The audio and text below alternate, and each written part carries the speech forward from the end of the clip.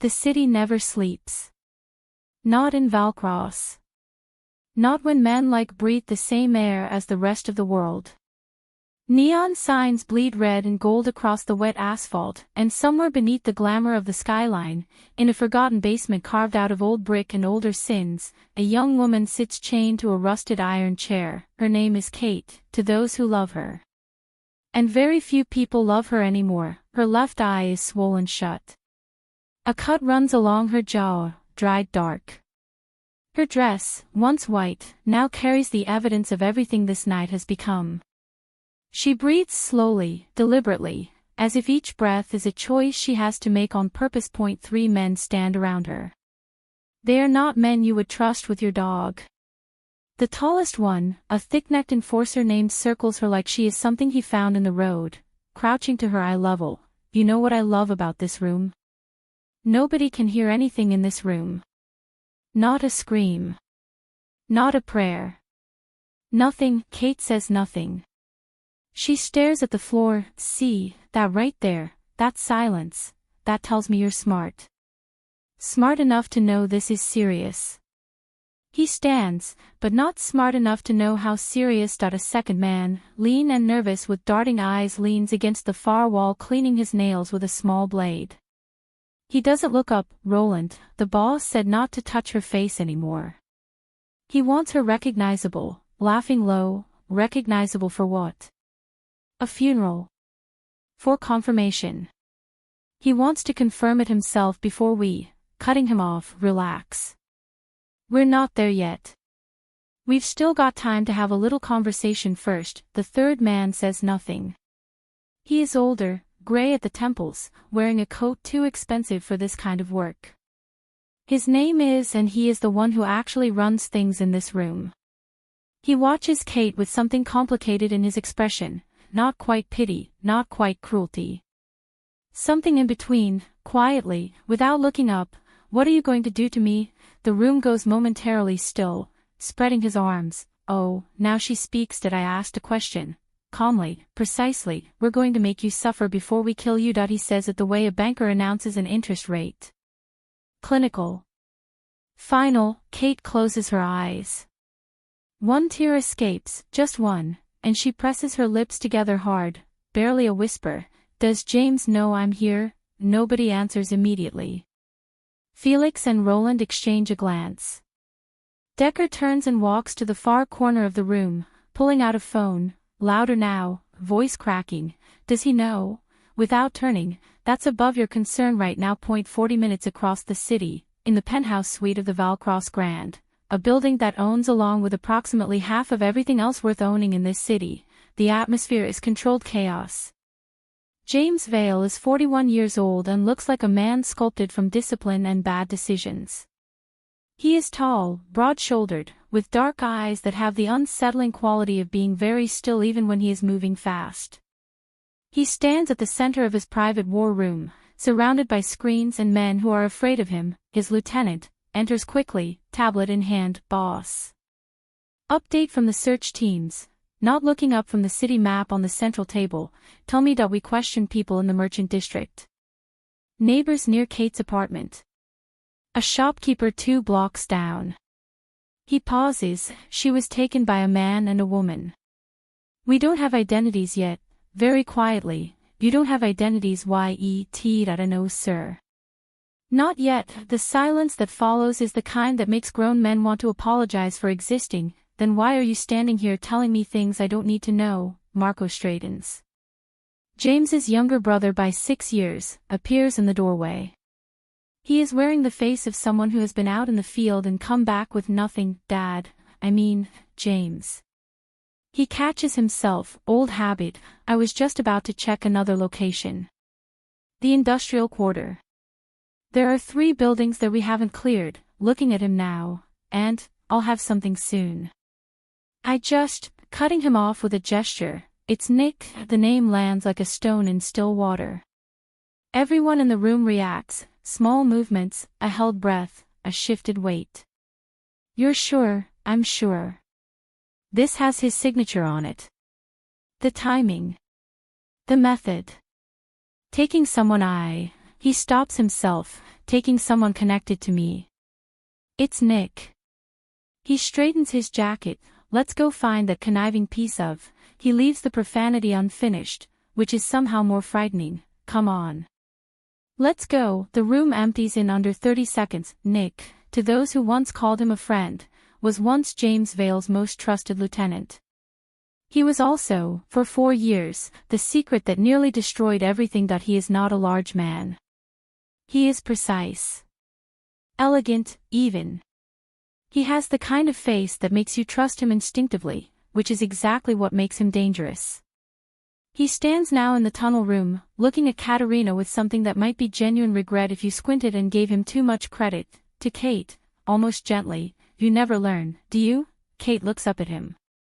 Something shifts in her face, recognition, confusion, and then a deeper kind of horror as the pieces rearrange themselves. Nick, tilting his head, I wondered if you'd be surprised. Or if somewhere inside, you always knew, you did this, that I organized it. Yes. He walks slowly around her. You see, Kate, the problem with being James Vale's secret, his hidden soft spot, is that everyone eventually notices the thing he's trying to hide. And the thing he's hiding becomes a target. With effort, I'm not his anything, laughing softly. Oh, you believe that? That's almost the saddest part. You genuinely believe that he crouches in front of her. His eyes are patient and terrifying. James Vale does not have soft spots. He does not have weaknesses. He built his entire empire on that truth. And then you walked in, and in 6 months you undid 10 years of reputation. He stands, so. Here we are, through gritted teeth. What do you want? I want what I've always wanted. To correct a mistake. He straightens his cufflink. James made a mistake when he chose you over loyalty. I'm just here to fix the arithmetic. Kate stares at him. Then something else crosses her face, a flicker of something dangerous beneath the fear. God. Just kill me. If that's what this is, just do it, smiling slowly. Kill you now. That's way too kind. Roland steps forward holding a phone. He angles it toward Kate. On the screen, a recorded voice, unmistakably James's, speaks with cold, flat authority. The recording is short. It is devastating. If she's really his daughter, kill her. I don't want that cloud in my eyesight any longer.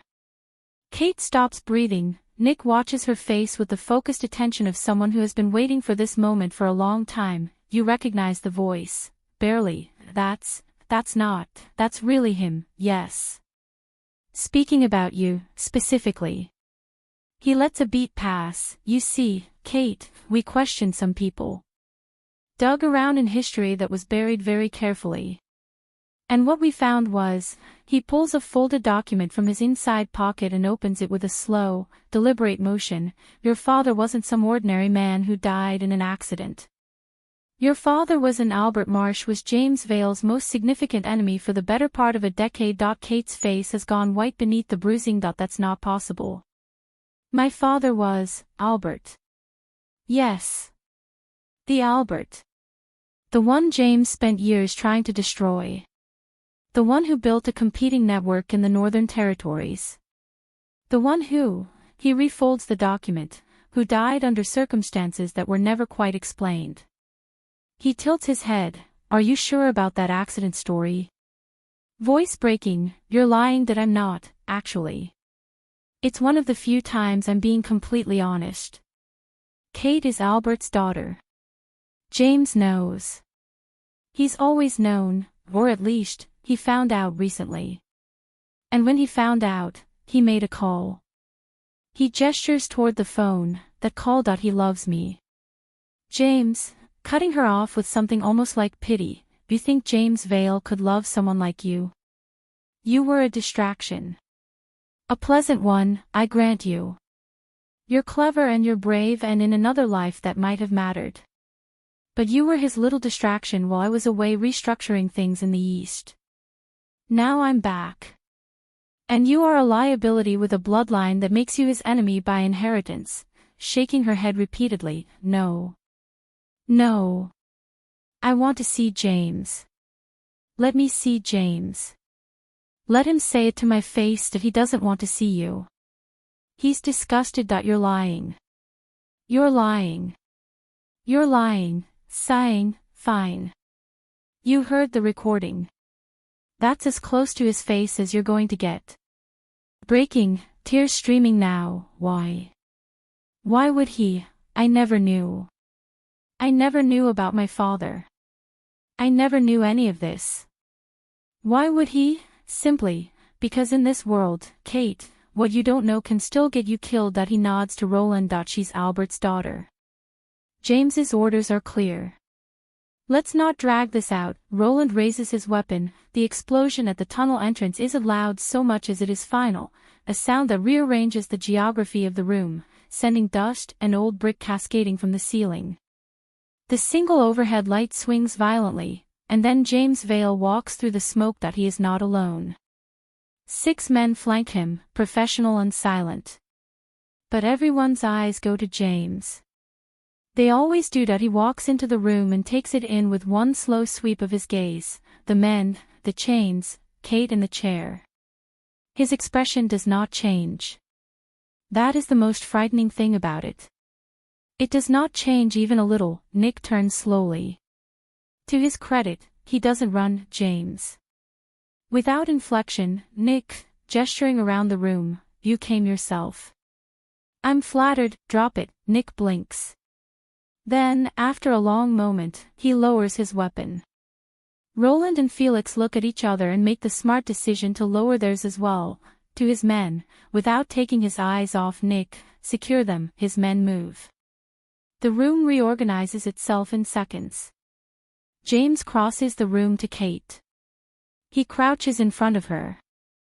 For the first time, his expression does something, a small, complicated movement at the corners of his eyes. Quietly, Kate, looking up at him through tears, voice raw, did you say it?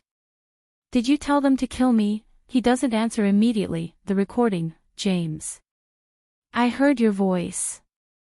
I heard you say, I know what recording. Then answer me, holding her gaze, that recording was made 2 years ago. Before I knew what I know now. Before I knew you, her voice shattering, my father. I know who your father was, and,